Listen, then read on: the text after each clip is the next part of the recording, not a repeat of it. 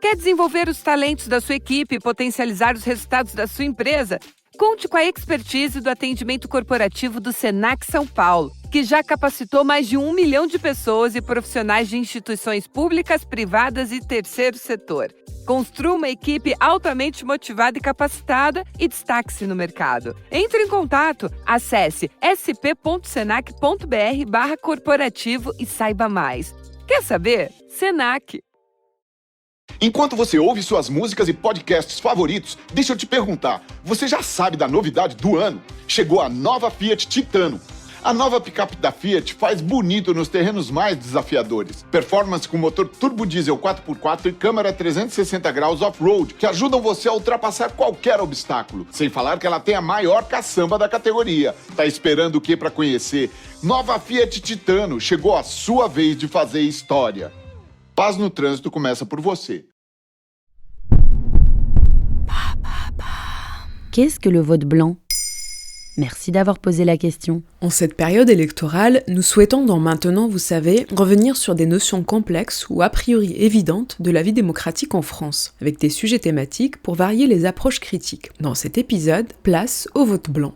Beaucoup moins médiatisé que l'abstention, le vote blanc concerne soit un bulletin blanc, soit une simple enveloppe vide glissée dans l'urne. C'est un moyen d'expression politique qui dit en quelque sorte « aucun candidat ne me convient », à ne pas confondre avec le vote nul qui n'est pas reconnu non plus et correspond à des bulletins déchirés ou annotés. Et quelle est la différence avec l'abstention ? L'abstention est une sorte de boycott du scrutin. Elle consiste à ne pas participer du tout à l'élection en ne se déplaçant pas au bureau de vote. Selon le site du Sénat, une abstention récurrente a marqué le paysage électoral français ces dernières années. Elle est l'un des symptômes les plus emblématiques d'une profonde crise de la représentation politique. Plus son taux est important, plus il pose la question de la légitimité du pouvoir politique élu avec une faible participation. En 2021, lors des dernières élections régionales et départementales, l'abstention était historique. Elle s'élevait à 66,7% selon les données du ministère de l'Intérieur. Et comment le vote blanc est comptabilisé, lui ? Selon le site de la vie publique, la loi du 21 février 2014 vise justement à reconnaître le vote blanc aux élections. Les bulletins blancs sont décomptés séparément des votes nuls, une manière symbolique de les reconnaître comme un acte citoyen qui se distingue de l'abstention. L'électeur exprime une volonté politique de participer au scrutin pour dire son refus de choisir entre les candidats en lice.